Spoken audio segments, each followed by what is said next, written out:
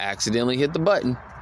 But as a guy, when you make that decision, that conscious decision to say, all right, man, or even as a female, and this is why my parents, you know, shout out to my dad, because my dad always kind of created that narrative of like, when you got pets, you have to then be unselfish enough to then give them the time that they require, whatever it is, even if it's a hamster.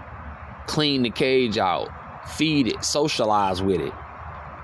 You know, I remember when me and my girlfriend Samantha, we had bought a pet rat, and the first rat that we had, George, I mean, the dude, I mean, just the greatest. I don't like rats.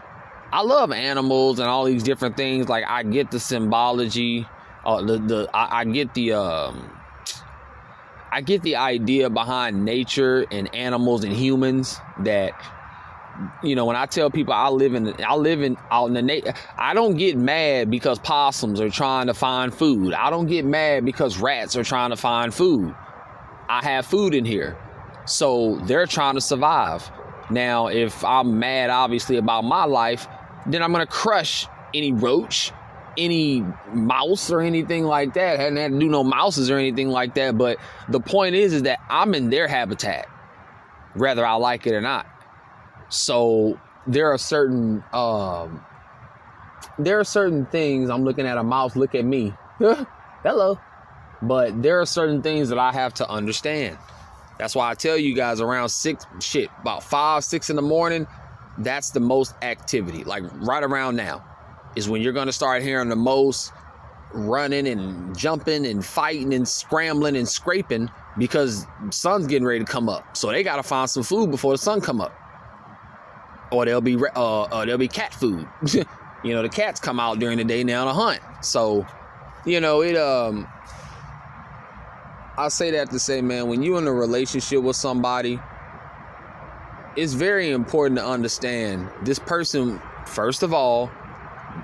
The second before you even become in the picture, they're better off without you. Until you walk up to them, you don't know what state this person is in. So by you walking up to them, you have to have the respect to say, whatever this person's going through, I obviously think I can help them. If I'm inviting you into a relationship with me, and let's say the first thing you tell me is, well, I got a child that got to be picked up from school at 3 o'clock. No problem. It's no problem. I got an open schedule. I can post up at the school. I kind of always wanted to do something like that. Anything else? That woman will start to feel that sense of shit. Just like a dog. Let's say your dog is so damn smart that it recognizes, oh, my owner dropped something. Let me pick it up and just follow him. And you turn around like, where the hell did I drop that? And it's in his mouth. And that pet knows, like, he dropped something. Here you go, buddy. You turn around like, man, thank you. Thank you. It's something so small, yet you paid attention enough to help me. Appreciate that, dog or cat or bird, whatever you are. So it's the same thing in relationships. I'm single. And the minute I try to step out there into a relationship, I have to be mindful to know, bro, this chick might have problems. Like, she might have psychological issues. She might have spiritual issues, physical issues, like something with her body or something, or other things like transportation and shit. Bro, you got to be ready. You got to be ready to help her, just like what the book say, when you living with your father and your mother, and, you know, traditionally you're supposed to be passed on to another man that your father didn't vetted. But since we don't have that here in America no more, wherever your daddy is, he should smile when he know, man, there's a guy out there taking care of my daughter's needs. My daughter called me asking me, do I need anything? I asked her, baby, how the hell are you able to make these certain proposals and stuff like that to help me? Well, it's because of my boyfriend. I got a good boyfriend. He has a good job. He's doing good things for me and your grandson. And he actually asked me to ask you and mom, do y'all need anything? See, when you talking like that around either homosexuals or girls ain't got no dude, hell, you even talk to dudes like that, they like, man, bro, that's that shit. That's that shit right there. I can't say it no better than that. Yeah. And until you able to do that as a man, bro, stay the fuck away from these women. If all you can do is offer penis, stay away from these women. Cause I'm telling you, man, you see a lot of movies, TV shows, bro. Women, bro, when a woman turns scorn, dog? It's some of the grossest shit you can imagine. Keying calls and all that. And I know a lot of that stuff is like superficial, but a lot of these women are bugged out enough where, I mean, hell, if they can even get on your Facebook and hit up a female and just be like, yeah, you know, whatever. They'll even do something small and petty like that just because you can't take care of their needs. As a dude, if I feel like something that is around me it can't take care of my needs, a need that I have, then what the hell is you around for? When I go to the gym, if they tell me, sir, all our showers are unavailable, there ain't no point in me coming here. If I train the way I do hard as hell, I won't take shower. Some days I feel like shit and want to come shower. Then it wakes me up to then go work out and shower again. So if they told me all of a sudden, nah, man, you can't use showers no more, I guess I won't be going back to the gym. Boy, these rats think they slick. See, I got a lot of stuff strung up. I got a lot of stuff strung up and to kind of, keep the tent ventilated and stuff like that, nice and stretched out. But see, these rats, they think they slick. I'm from the country, so I know how you niggas, how the little mice, there's a little thing underneath the bed right now. I got to patch up a hole. It looked like teeth marks or some shit. I say, how the hell this goddamn jelly package get in here? Not the package, but the little top you rip off from Chick-fil-A. How the hell this get in here? I don't know how it got in there, but I said, oh, no, that little hole there, that's big enough for a little ugly, nasty mouse to come in here when I'm asleep for 2 hours and just fiddle with shit. So I'm already not doing what I needed to do in that regard. But pest control has been getting pretty damn good. It's funny, I think when roaches see other dead, roaches, I think they kind of get the memo. Like, we ain't going back in there. I done seen 5 of my kinfolk dry as a brick. And see, normally back in the day when you do that type of shit, next thing you know, you gotta if you don't pick them up immediately, now you're gonna have an ant trail, because they now trying to take the damn roach apart. So I don't have a lot of them issues. I can really sit in here, like I say, shirt off, sitting here in my drawers, shirt off. The weather's actually appropriate enough to pull a cover up over my legs and not, have a sauna simulation. God damn it. Shit sucks, man. I'm telling you. I told myself every day when it was cold, I'm going to record every day. Every day it's cold, I'm going to record it. Because I remember I would sleep at 3 o'clock in the afternoon, like, I'm going to just slump over. Because I can. Because I got, I'm going to just pull the hood over my head, tuck my little feet in fetal position and fall asleep, doze off. And it felt great. It felt great. And I remember waking up giggling like, in a couple months, bro, this shit is going to be non-existent. I told Ruby, I remember that last day.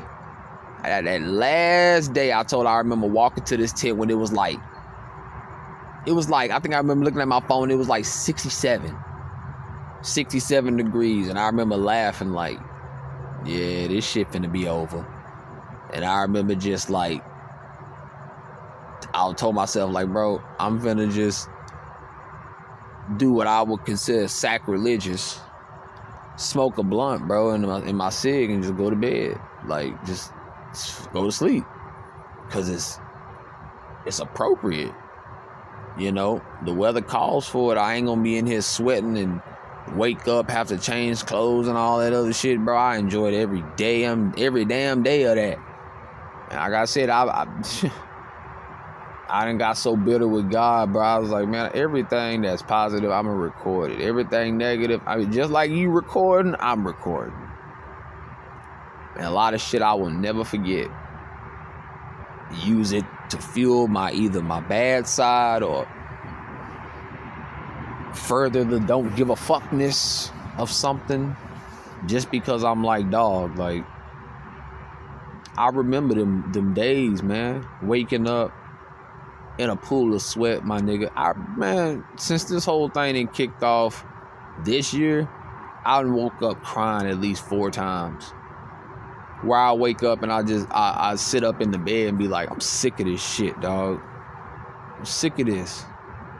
And I'll just shake my head, tears running down my face, and I'll swear at that point, like, everything is just, anything moving, man. I'm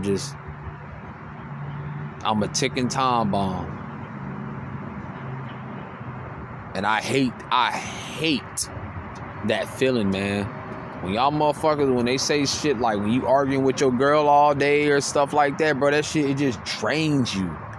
And that's how it felt. It feels like that. Like, I hate being angry. I hate being mad. I tell myself, I said, bro, you got 3, 4, 5 gray hairs and all this shit. And it's only because of my lifestyle. If I was in the hotel that I, whatever, and wake up, fall asleep, take a shower, watch TV, charge my phone, do all these things, that would be considered basic essentials, and walk out the door, go to work, come back home, take shoes off, trust me, I've already mentally logged all of that, going through that shit like I'm actually going home. When I knew I couldn't afford it, like, you're actually going to a hotel, bro. You can shower, you got privacy, you can smoke in here, you do everything you want, and you gotta leave at 11 o'clock in the morning though. And my health was horrible. It wasn't where it is now, so I was just like, well, I hope I don't just fucking pass out from smoking a blunt and cigarette, like, because I'm just so physically exhausted. Shit that now you clearly see I have a hard time going to bed. I laughed when I told myself I couldn't imagine doing this at my dad's house. I could not imagine dad getting ready to go to work and he hear me in there at 6, 7 in the morning, like buck-eyed wide open. He'd be like, the fuck, dude, are you sleeping, bro?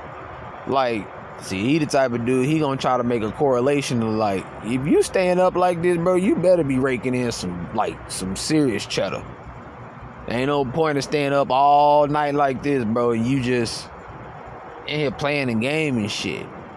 And see, that's the same feeling that I got with Terrell. Yeah, you paying all the bills and shit, bro, but that shit just rubbed me wrong that you up all night. Nigga, I don't want to be up all night even though I'm up all night. I know in another environment I would be knocked the fuck out. I would be just dozed off, like waking up like, damn, I can't believe I passed out again. Just from sleeping so doggone much. I don't deny myself sleep because I don't get it. Then when I do get it, it's very limited as of now. I tell you, like I said, man, when this weather straighten up, man, I told you, like, it was something about that weather where it's like all day your body is in the ice chamber. So when you start moving around, it's like your muscles have just rejuvenated on another. Again, man, you got people that go home to air AC.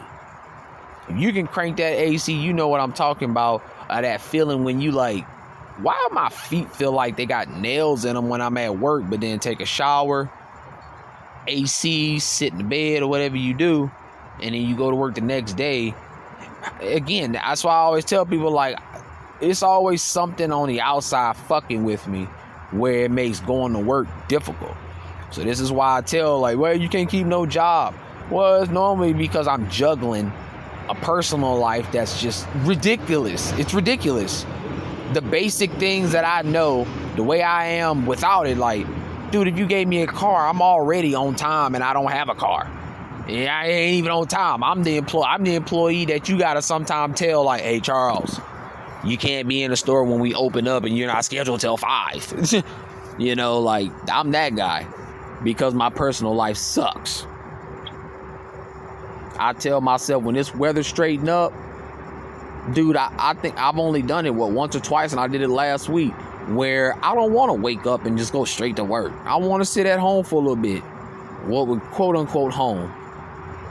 It'd be so fucking hot in the tent, excuse my language, but it'd be so hot inside, bro. I'd be like, man, cut this fan off.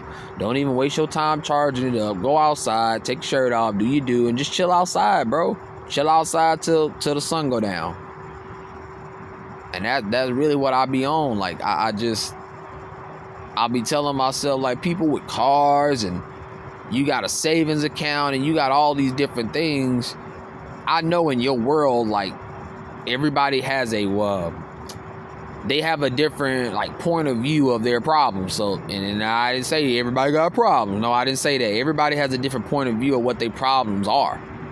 So I may name all these things, but they be like, man, my note is $300. And it's like, oh shit, well, kind of offsets the feeling of having a car if you got to pay half rent to keep it. You know what I'm saying? So again, I've been through so much where I ain't getting in that position. I told myself, you know, Steven was like, bro, you can either pay your payments to have a nice car like mine that you can live in and it's decent, or you can pay cash for a car. You don't have to make the payments, but what if the car starts breaking down and shit? And I was like, yeah, you got a point. Because I've had really the best of both worlds. I've got a chance to experience them. You know, my dad came from that side of just get a cash car, slap some insurance on it so it can get you to point A to point B. So when I hear people paying car notes, I'm like, what the hell are you doing that for? Like, that really just boils down to your ego, that you want to ride in something that is appealing. You know what I'm saying? Like, no, I'm cool. Like, there are some cash cars out there that are just as good as a damn car that you making payments on. You know what I mean? Like, that's just silly. You know, and that's the same thing I think about rent with an apartment and all of that. Like, I've been through that. And that shit is dumb. Too many things go wrong, and then you hear about, man, I pay $1,400, but it's a nice apartment. Man, no. You paying $1,400, my nigga. You could have bought you a RV camper with a propane tank and all that, and you ain't never got to pay nobody no damn rent. Yeah, you can't run from one end of your apartment to the other, but who can? You know, an apartment damn near, 20 feet wide? Like, give me a break, bro. Buy a damn RV camper, slap that shit to the back of your car, truck, or whatever, and call it a day.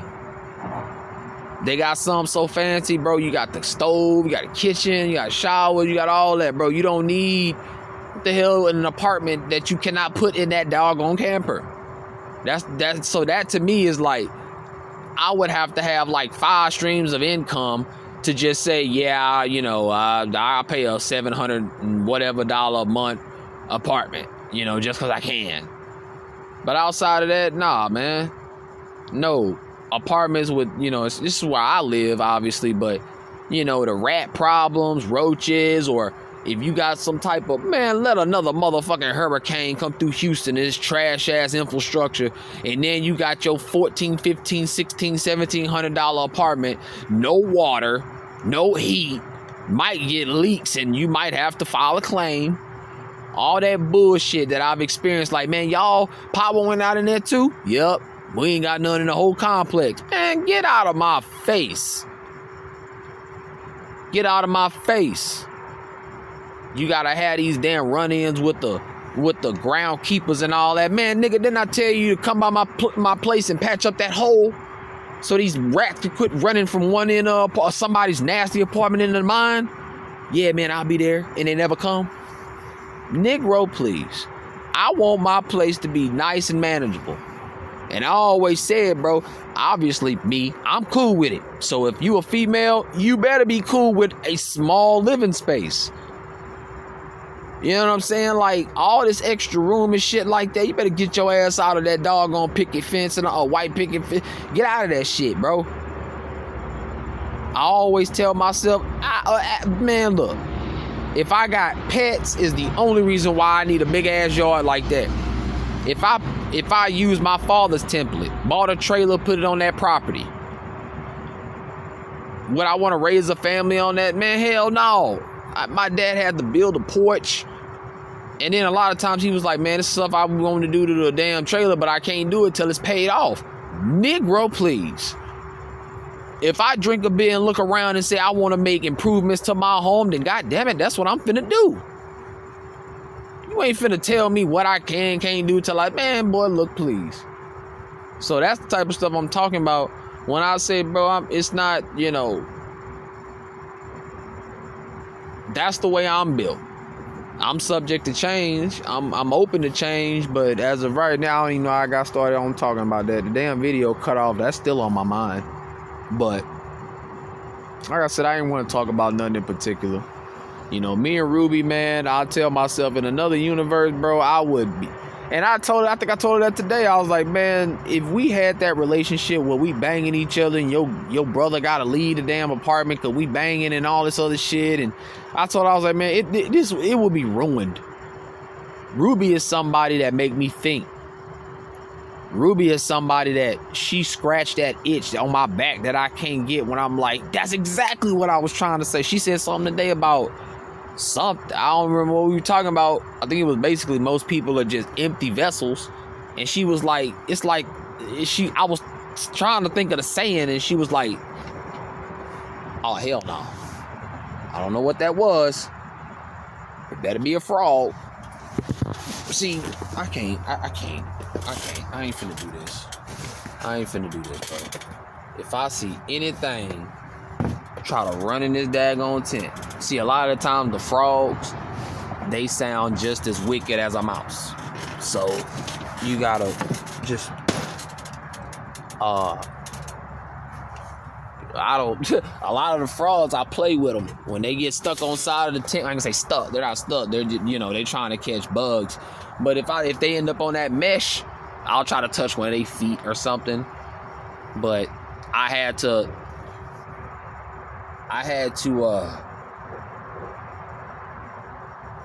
grow to that understanding of what the difference is between a frog that might be jumping on my tent and a potential mouse. I remember a couple months ago during a bad storm, I seen a this motherfucker look like a squirrel. Just jumped on the side of the tent and tried to crawl up. I guess he was feeling froggy that day. And I watched him. I was chilling in my chair and I was like, yeah, you are clearly a big ass rat. I'm finna slap the dog shit out of you. And I got up and just whack. And you just hear the thing like it was airborne for probably 2 seconds, just boom. I was like, yeah, smacked your ass pretty doggone far back into the woods. And it's like, again, rats are smart. The other rats see that or something, and they like, okay, yeah, no, we're not going over there. You know, that wasn't a good outcome. We saw that happen 3 weeks ago to one of our own. He got launched. I don't want to end up the next launch. I told you, one of the damn possums tried to crawl on top of the tent one day. And I had my headphones in, so I didn't know what I was exactly hitting. But I was just, man, when you got headphones on and you hear that rumble, it's something really getting like, what I would be like, I'm like, oh, something really, y'all niggas getting real comfortable up in this hole. If I feel the wood underneath my feet move or anything, that means something is being way too physical with being on my premises. Meaning you're like basically on the other side of the tent. If I reach my arm out or poke the tent, I'm poking you. You're too close. So I remember when I looked up and I just punched up. Like in this window right here behind me, I just punched upward and just seen the damn possum like just you get to, because I have that tarp. I have the tarp on the roof that's shaped like a, like a roof, and it's pulled real tight. Man, it catapulted that damn possum like, man, he flew. And I had to be mindful, because if I punched too hard, I could damage the tent and stuff like that. So, I had to be mindful, but I was just like, that really disturbed me. Like, hold the hell up. What the F was that? Man, and I just got up from the chair and just punched straight up, was like, whatever that is, cut it out. And sure enough, I looked across, and this damn possum, like, he's trying to crawl back up into the tree. When I saw him trying to crawl back up into the tree, I was like, oh, it was your little ass. Yeah, don't ever try that again, buddy. What y'all doing over here? Y'all see these lights? I don't know if y'all see these flashing lights. What y'all over here doing? You gotta pay attention to these people. Oh, he pulling somebody out. He actually pulling somebody over. Shit, a lot of times, but they'll come through here and they'll be spraying chemicals and stuff to, like, they'll try to kill the. This nigga is non-stopping. He's not stopping, bro. What the hell is going on? You hear that? He ain't stopping. That's 2 constables on this dude. Yeah, y'all hear it? He telling them, stop. You better stop. Oh, I live in a sweet spot. And again, it's like, I ain't never got to worry about these niggas doing that. And then they, hey, excuse me. Hello. Hello. I don't have to worry about none of that shit. And then what's crazy is I told y'all, they tearing up all this shit around me. But what's crazy is that, like, they put the rubbish around the area, so it's basically just hide me in more and more. The more work they come over here and do with construction, it basically just, they just throwing more and more coverage over the, just, you cannot see this damn tent if you're passing by either. I mean, walking, maybe. Driving, forget it. It's too quick, too fast, too small of an area, too bush, where you gonna be able to look out and see anything. Like, oh, what the hell is that? Look like somebody threw some damn tarp back there. That's what you gonna think. Sorry, I heard noise. But anyway,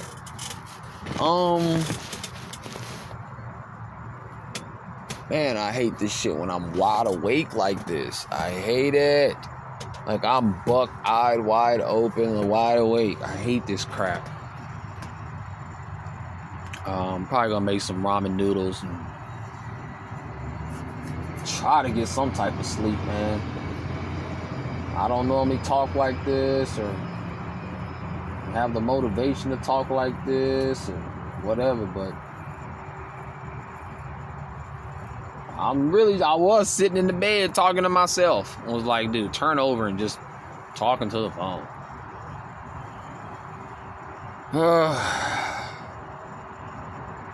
But that stuff with Rubi is something else, man. It really is.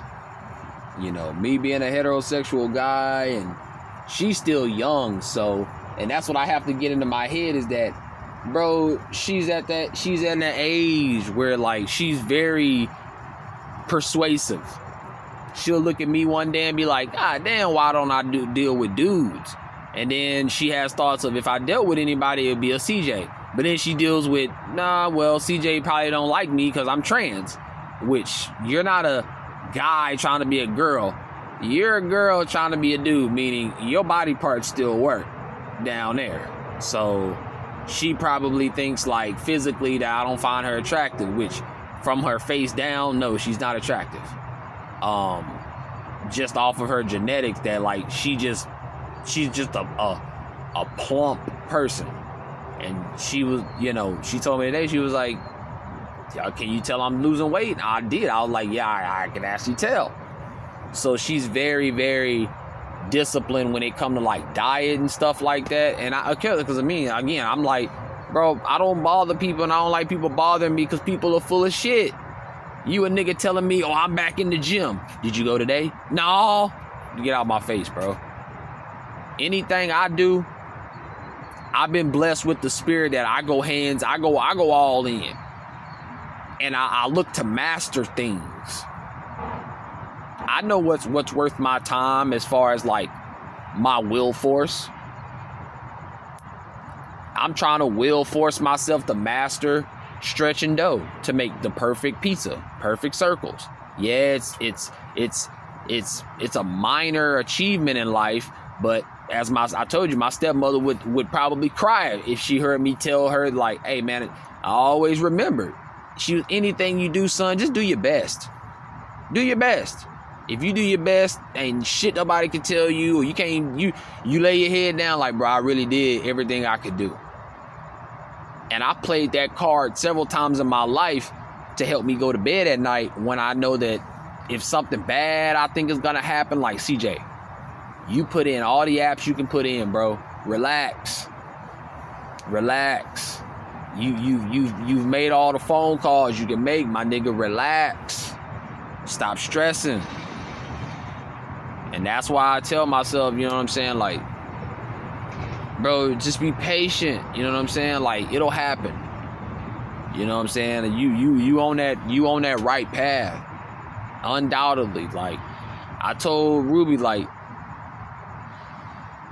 I walk a righteous path, bro. Like, when you walk a self-righteous path, everything you think you want to do, there's like an immediate reflection given to you, like, you sure you want to do that?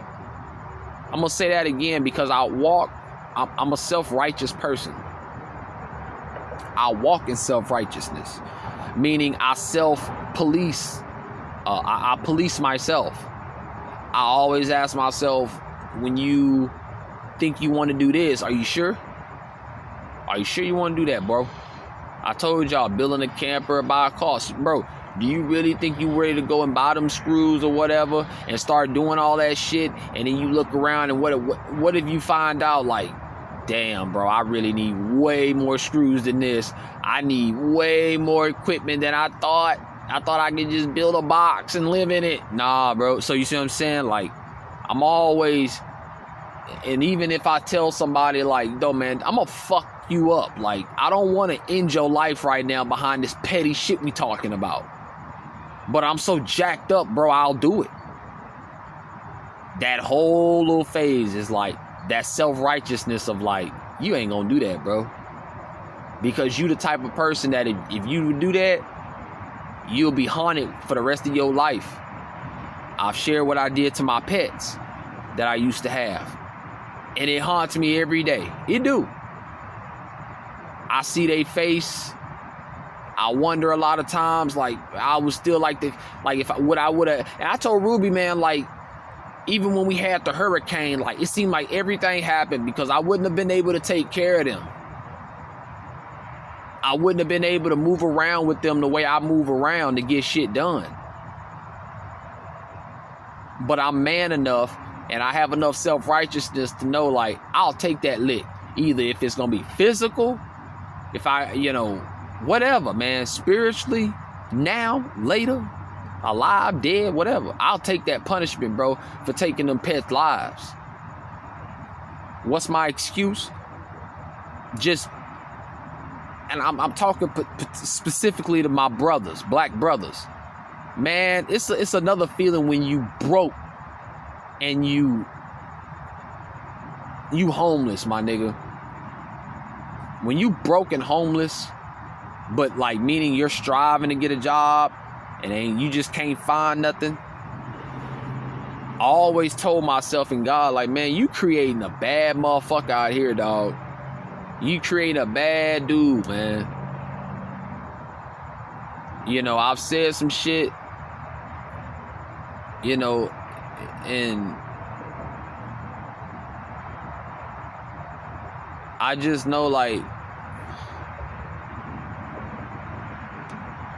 even though I'm a self-righteous person, man, I go through so much mental torment. Like I told Ruby, and she tripped out when I said it, but I was like, I don't want to die. I don't want to, end my own life, but there's nothing that I'm really living for.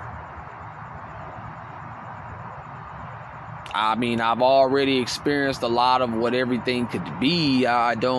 And I'm young, 31. I still got a lot of life to live, you know, whatever. But there's not this, I'm living to see myself become a bodybuilder. No, I don't care about that. I want to live to see my own kids. I don't care to have kids or not. I already know I would have that excitement, just that overwhelming amount of joy to want to hang out with them and just like see what they're good at, you know, pick their brain. Because I've known you since you come out as a little infant that all you know how to do is make noise. Now you're actually saying words. Or I actually want to put into play the things that I've heard about just nurturing an infant. How would this infant turn out when they never hear yelling and hollering and violence? If they never see their parents all tripped out and drunk and all of this other stuff. And I wonder, like, well, I'm 30, blah, blah, blah, 40, whatever. And I think that when this child see me, that they not gonna, Dad, why you smoke weed? Because I'm weak, son. In this area of my life, I'm weak. Dad, so what you saying that, you know, it's what I said, son. You choose to do this stuff. There is no really logical way of looking at it when you smoking it. Now, if you ingesting it, that's a different story. I ain't got nothing to say to you. You can ingest weed all day long. I don't care. It's the smoking. And if my child asks me, why am I doing this? It's because I'm weak. This is a spiritual, this is a part of a grossness, so to speak. A sin, in other words, that I struggle with. Well, Dad, isn't it? I mean, weed's not bad, in it, son or daughter. Listen to me. There is nothing good about this. Nothing. Shit, just a little tidbit note. When you get a house and you want to smoke inside, you know how much dust gets accumulated? Do you know that it turns the walls brown? So when you're trying to sell your home, nobody wants a house that the walls are yellow because you've been smoking in it for years.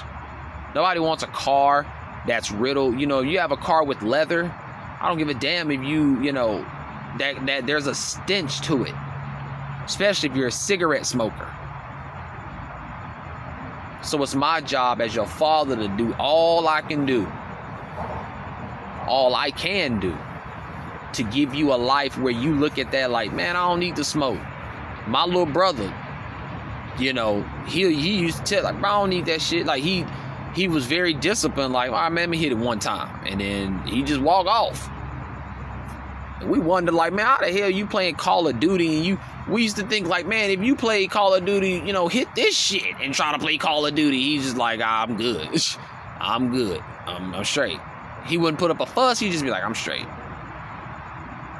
He's the guy in the movie, like, you don't even want to pressure him because he just, like, you can sense it on him, like, yeah, I ain't gonna pressure this little nigga. I was never that brother. My brother was like that. I'm not trying to get you to smoke. And all of that was because I told you I was a fuck up, really just a low functioning ass kid, where the point where I ain't want no extra attention. So the last thing I want to do is get caught, you know, trying to turn somebody on to smoking. Like that was never my thing. So I'm gonna cut this one right here, about 40 minutes. I appreciate everybody for listening to me, man. I know it's long. To be honest, these are one of the videos I'll go back and listen to my damn self and just be listening to myself, like just listening to myself. I don't, it's not an ego. I just like, yeah, I feel like that. Yeah, he's right. You know, or maybe I felt like that at that time, and maybe that's why I don't need to do videos at 4 a.m. or something. Like I every now and again, I know what I'm saying. I'm talking that shit. And I go back like, man, if I was on YouTube and a nigga Charles pop up in my feed, I'm a nigga that want to listen to me. You don't cuss all the time. You say just, whatever it is that's on your mind, you say it. If it's politically correct, you somehow find a way to still get the shit out without being this apologetic, really a coward. I can't stand a lot of YouTubers, man. They get to the point where that major event in September of, I can't say the rest. Go to my Patreon. Like, Jesus Christ, man. You guys you must not have used this platform to set yourself up somewhere else. Where if they want to silence you and all of that, no problem. No problem. It was a guy I told y'all about, man. Great channel. It's still up. But it just doesn't exist in regards to like content currently. But Chronicles of Judah. Chronicles of Judah was one of the pioneers of a lot of the information that I'm aware of. He was the one that I came across, and a lot of other brothers, because it's crazy. I was hearing other people's videos and you could hear Chronicles in the background, just like a 3-second snippet, because they're actually watching his shit on Patreon. But the point is that Chronicles was coming with that shit. Chronicles was telling you everything in this world, bro, is damn near ritualistic on the entertainment level. Telling, dudes, man, don't try to go and get a relationship if you know that you cannot supply XYZ, bro. Don't try that. You need to live by yourself. Stop living with these women, bro. Know how you operate before you try to partner up with somebody and they dysfunctional. All that shit I learned from him, not my dad. And then he just would make videos like, man, the content is being censored. And he was like, I don't have time for this. He's just like, I don't have... Look, see, that's a fraud. That's a fraud. Which he just jumped on his damn tent and scared the hell out of me. I told y'all, man, the activity's finna pick up. They about to get cray. I'll let you make it. You scared me. But, yeah, man. God, throw me off. What the hell I was talking about? Oh, but yeah, when I don't do all that, man. I actually have a plan that if YouTube ever tries something like that, just like Chronicles of Judah, Chronicles jumped straight off of YouTube about 4 or 5 years ago. Like damn near before the pandemic, because he kept telling people like, bro, I go through a lot to make these videos, and even the smallest bit of shadow banning, I don't have time for it. I be telling y'all about these like police situations with black people. Nigga, I really don't have time for this situation, bro. I seriously have had a feeling of exhaustion come over me now that I'm dealing with you. I'm tired. So it's the same thing with that, man. It's like, I'm not finna, I'm gonna say what I'm gonna say. I'm gonna be respectful, but I'm not gonna get to the point where I'm damn near editing my vocabulary. If I want to say gay and Jesuit and all these, I'm gonna say it. I don't give a damn, bro. If a channel exists, if you want to take a channel, if you want to strike it, I don't care about none of that stuff, bro. Not right now, I don't, because I got a life outside of this place I'm trying to maintain. So if you guys, feel like, hey, that's what time we on, because I just filled out the YouTube partnership application today. So they might start running ads on my stuff like that, but you already know, like a lot of channels will tell you, bro, once you start, with that whole process, now they get to the point where they start deleting your own videos without your consent. You'll get on there one day and be like, man, what that damn video at that I did last week? And be straight gone. Because they paying you now, so they not finna deal with the hanky-panky. Even though you might edit it and all that, you ain't using profanity. It's gonna get to a point where I can't even say, oh yeah, man, so I went to go get a shot, a vaccination, and they just, take a whole video down. Medical misinformation. Like, good Lord. Trust me. I've watched these channels over the years suffer. A lot of these people not really saying nothing that could get them censored, but, we just live in this, like, this environment in America, they just antagonize people that want to do good. Like, you're just treated like just dirt. And it's really to just bring the beast out of you. That's really what it is. A lot of people, that's why I say when Judah just said, nah, man, one time is enough, and went to Patreon, I'm pretty sure this nigga Judah makes too much money on Patreon. I know he do. Because that level of information and you censoring it, bro, I was willing to find that shit on Patreon and pay for it. Because I was like, man, that way, no, I need that in my life. I need my niggas Chronicles, bro. I need to hear that. So, that's what the goal is here, man. I'm the real deal, a maverick. I'm trying to bring my own style and just the way I do things. I don't give a damn about a lot of stuff that go on this planet. So it's hard for me to, you know, oh, I'm the guy that's gonna break news like nigga Ticket TV. Breaking news! Like, god damn, boy, I told y'all Carcino got on here. He